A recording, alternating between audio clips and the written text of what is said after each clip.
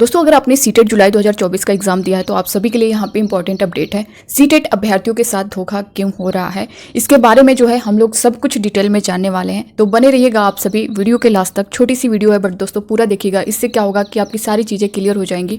Answer की हो या फिर रिजल्ट हो या फिर आपका सर्टिफिकेट को लेकर के या फिर जो है कैलकुलेशन सीट भी आपकी इसको लेकर के भी नोटिस आने वाली है। तो सब कुछ हम लोग डिटेल में जानेंगे। बने रहिएगा वीडियो के लास्ट तक बिना स्किप करे। दोस्तों नए हो चैनल पर सब्सक्राइब कर लीजिएगा, बेल आइकन को प्रेस कर लीजिएगा ताकि सीटेट से रिलेटेड या किसी भी शिक्षक भर्ती से रिलेटेड हर ऑथेंटिक अपडेट आप तक टाइम पर पहुंचती रहे।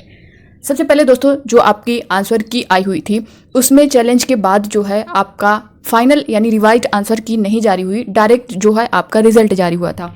अब डायरेक्ट रिजल्ट में बहुत से ऐसे बच्चे थे जो 1-2 नंबर से रह गए थे, यानी वो क्वालिफाई नहीं है रिजल्ट में, उनका रिजल्ट पे क्वालिफाई नहीं है। किसी का जो जनरल के हैं 89, 88 है, जो 1-2 नंबर वाले हैं, जो ओबीसी SC ST है उनका 81 या फिर 80 इस तरह से था। तो अब जो उनकी रिवाइज्ड आंसर की जारी हुई है, जैसा कि CBSE बोर्ड की तरफ से जो फाइनल आंसर की थी जारी कर दी गई है, उसमें जब उन्होंने मैच किया है तो उस जो आंसर की है, जो रिवाइज्ड आंसर की आई हुई है, उसमें जो है उनके नंबर ज़्यादा हैं, यानी जो रिजल्ट आया हुआ है उनका और उससे ज़्यादा नंबर उनके आंसर की में बन रहे हैं उनके चेक करने के बाद।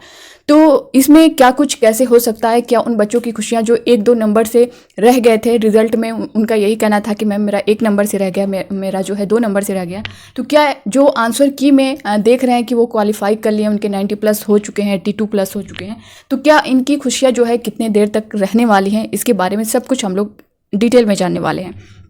पहली बात दोस्तों यहाँ पे आप देख सकते हैं जो आपकी रिवाइज्ड आंसर की आई हुई है इसको लेकर के कि इसमें क्या सच्चाई है, ये जो है कब जारी की गई। दोस्तों देखिए, सबसे पहले अगर हम यहाँ पे देखें तो जो आपकी आंसर की जारी हुई थी, फर्स्ट वाली जो आंसर की हम बात करें, ये जारी हुई थी आपकी 24 जुलाई को। आपका एग्ज़ाम कब हुआ था? आपका एग्ज़ाम हुआ था 7 जुलाई को। 24 जुलाई को जो है आपकी आंसर की जारी होती है। उसके बाद दोस्तों 3 दिन का आपको क्वेश्चन चैलेंज की डेट दी जाती है। 27 तक आपकी डेट दी गई थी कि आप क्वेश्चन चैलेंज कर सकते हैं। अगर आंसर की में कोई मिस्टेक है तो आप उस पर चैलेंज कर सकते हैं। पर क्वेश्चन 1000 रुपीज़ जो है पेमेंट आपको करना था। अब उसमें से 4-5 क्वेश्चन पर, चाहे हम पेपर फर्स्ट की बात कर लें या फिर पेपर सेकंड की बात कर लें, तो 4-5 क्वेश्चन पर जो है चैलेंज किया गया था। इसके बाद दोस्तों जो है इसकी रिवाइज्ड आंसर की नहीं आती है, डायरेक्ट जो है 31 जुलाई को आपका रिजल्ट जारी कर दिया जाता है। अब 31 जुलाई को जब रिजल्ट आता है तो उसमें कुछ बच्चों के कुछ नंबर बढ़े हुए दिखते हैं, कुछ नंबर कम दिखते हैं। तो ये नहीं कंफर्म हो पा रहा था कि आखिर जो है बढ़ा हुआ भी है, कम है, तो किस आंसर की को जो है चेंज किया गया है CBSE बोर्ड द्वारा, सीटेट द्वारा, कहाँ पर जो है करेक्शन किया गया है, कुछ किसी को समझ में नहीं आ रहा था ये सारी चीज़ें, क्योंकि उन्होंने फाइनल आंसर की को जारी ही नहीं किया था। अब जो है दोस्तों 31 जुलाई के बाद से अब जो है आप अगर देखेंगे तो 8 अगस्त को जो दोस्तों आपकी जो फाइनल आंसर की है, जो रिवाइज्ड आंसर की है, वो जारी की गई है। आप देख सकते हैं 8 अगस्त को जारी किया गया है। अगर इनको जारी करना था या तो फिर ये रिवाइज्ड आंसर की पहले जारी करते थे, उसके बाद जो है रिजल्ट जारी करते, या फिर जिस दिन इन्होंने रिजल्ट जारी किया था उसी दिन साथ में ही जो है रिवाइज आंसर की जारी कर देते। इस तरह बच्चा जो है कन्फ्यूज़न में बना हुआ है कि रिज़ल्ट जारी कर दिया जाता है, फिर उसके 1 हफ्ते बाद कहीं जा कर के रिवाइज आंसर की जारी की जाती है।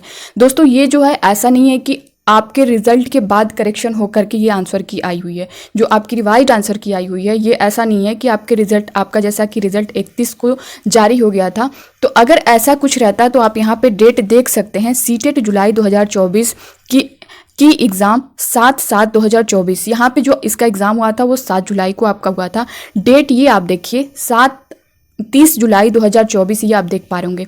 तो आप इस चीज़ को समझिए कि ये जो आपकी फाइनल आंसर की है, जो रिवाइज्ड आंसर की है, ये जो है 30 को ही कंप्लीट हो चुकी थी। ये 30 को ही इन्हें अपलोड कर देनी थी या फिर 31 को इन्होंने रिजल्ट जारी किया है। आप इस चीज़ से समझिए कि आपका रिजल्ट जो है, इसके रिजल्ट के बाद ये आंसर की नहीं आई है, इसके बाद जो है आपका रिजल्ट जारी किया गया है। तो आप देख सकते हैं 30/7/2024 यहाँ पे मेंशन किया गया है और 31 जुलाई को आपका रिजल्ट जारी किया गया है। तो आप इस चीज़ से पूरा अंदाज़ा लगा सकते हैं दोस्तों कि ये जो रिवाइज्ड आंसर की है इसको देखते हुए आपका रिजल्ट जारी किया गया है। ऐसा नहीं है कि रिजल्ट पहले जारी किया गया है, उसके बाद बच्चों का ऑब्जेक्शन करने के बाद जो है ये आपका जो है रिवाइज्ड आंसर की जारी की गई है, तो फिर इसके बाद से आपका रिवाइज्ड रिजल्ट भी जारी होगा। अगर अगर दोस्तों ये डेट नहीं होती, अगर ये डेट हमारी मान लीजिए जिस दिन ये जारी किया गया इनकी ऑफिशियल वेबसाइट पर 8 अगस्त को, ये ऑलरेडी पहले से जो है सब कुछ हो चुका था, बट इनकी तरफ से ऑफिशियल वेबसाइट पर अपलोड नहीं किया गया था, ये किया गया है 8 अगस्त को।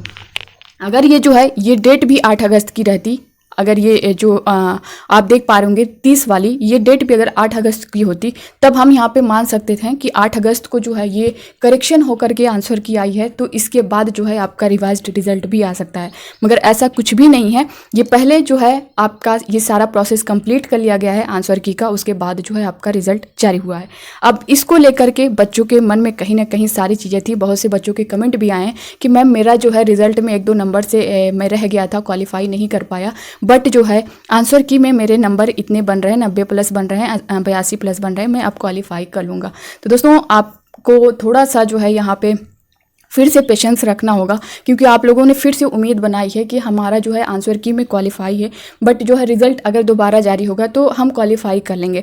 अब यहाँ पे किस तरह से क्या चीज़ें हुई हैं ये चीज़ें समझ नहीं आ रही हैं, क्योंकि बहुत से बच्चों का इस तरह का कमेंट आया है कि मैम आंसर की में मैच करने भी हमारे नंबर क्वालिफाई जा रहे हैं, बट रिज़ल्ट में इतना ही नंबर आया है। दोस्तों इसके लिए आपको एक मौका दिया जाएगा, जल्द ही एक नोटिस जारी की जाएगी। आप इस चीज़ को समझिएगा, आपका रिवाइज जो रिज़ल्ट है ये जारी नहीं किया जाएगा, ये आपको मन में बैठा लेना है, क्योंकि जिस तरह से ये सारी चीज़ें मैंने आपको समझा दी हैं कि रिवाइज्ड आंसर की आने के बाद आपका रिजल्ट जारी किया गया है, तो अब जो है रिवाइज्ड रिजल्ट आपका जारी नहीं होगा। दूसरी बात क्या है कि आपको यहाँ पे जो एक नोटिस आने वाली है जल्द ही सीबीएसई बोर्ड की ऑफिशियल वेबसाइट ctet.nic.in पर अपलोड कर दी जाएगी। उसमें जो है दोस्तों कैलकुलेशन सीट को लेकर के, जैसे जो आपका आंसर की आया था और आपका OMR दोनों जो है आप साथ में देख सकते थे, मैच कर सकते थे कि आपके कितने नंबर बन रहे हैं, ठीक है ये चीज़ें। बट जो है अब जो नोटिस आएगी वो कैलकुलेशन सीट को लेकर के आएगी, तो आप चाहें तो अपनी कैलकुलेशन सीट को और अपनी OMR शीट को खुद देख सकते हैं। तो इसके लिए आपको टाइम दिया जाएगा। आप चाहें तो, आपको ऐसा लग रहा है कि मेरा आंसर की में इतना है, मेरा OMR में मैंने ये फील किया है, मेरा सब कुछ करेक्ट है, उसके बाद भी जो है मेरा क्वालिफाई नहीं है, मेरे इतने नंबर कम हो रहे हैं, रिजल्ट में इतने कम है, तो दोस्तों कैलकुलेशन सीट की जो नोटिस आएगी उसमें आपको टाइम दिया जाएगा कि आप अपनी कैलकुलेशन सीट देख सकते हैं, आप अपनी OMR को फिर से देख सकते हैं, तो आप ये काम कर सकते हैं। ये आपको टाइम दिया जाएगा इसको लेकर के, तो आप अगर ऐसा करना चाहें तो कर सकते हैं। इस पर जो है आप चैलेंज भी कर सकते हैं। मीन्स आप कैलकुलेशन शीट पर भी देखने के बाद आपको लग रहा है कि मैंने OMR में ये किया है, मेरे इतने नंबर बन रहे हैं, फिर उसके बाद जो है रिजल्ट में मेरा इतना नंबर क्यों है, तो उस पर जो है चैलेंज करने पर दोस्तों आपका नंबर बढ़ाया जाएगा। अब यहाँ पर बहुत से अभ्यर्थियों के ये भी कमेंट आ सकते हैं कि मैम क्या एक लोग अगर करेंगे तो सबका बढ़ेगा? तो दोस्तों देखिए, यहाँ पर अगर एक बच्चा करता है तो वो क्योंकि आंसर की में आपने देखा होगा कि अगर पर क्वेश्चन 1000 रुपीज़ था, तो ऐसा नहीं है, मैंने बताया भी था कि अगर हर कोई बच्चा 1-1 हज़ार देकर करेगा तभी जो है उनका बढ़ेगा, ऐसा नहीं था। अगर एक बच्चा भी करता है तो सभी बच्चों का बढ़ेगा, वो आंसर की में मैंने बताया था। बट कैलकुलेशन सीट में ऐसा नहीं होगा।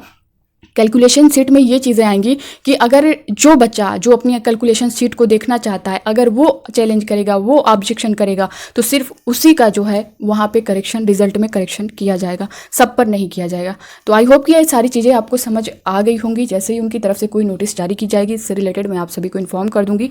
बाकी दोस्तों अब आपके मन में इससे रिलेटेड कोई भी डाउट होगा तो आप लोग कमेंट बॉक्स में कमेंट करके ज़रूर बताइएगा। साथ ही दोस्तों जो बच्चे कुछ नंबर से रह गए हैं उनको पेशेंस रखें अभी, क्योंकि बहुत ज़्यादा निराश होने की ज़रूरत नहीं है। ज़िंदगी में ज़िंदगी है, कभी हार कभी जीत होती रहती है, तो उसी को लेकर के पड़े नहीं रहना है, आगे की तरफ बढ़ना है, ठीक है। तो ये आपके पास कैलकुलेशन का एक चांस है। दूसरा दोस्तों, अगर वो आप नहीं करना चाहेंगे तो आगे जो है फिर से आपका नेक्स्ट सीटेट जल्द ही आपको दिसंबर में देखने को मिल जाएगा। तो बस इस वीडियो में इतना ही, मिलते हैं नेक्स्ट अपडेट के साथ। तब तक के लिए bye bye, take care, thank you.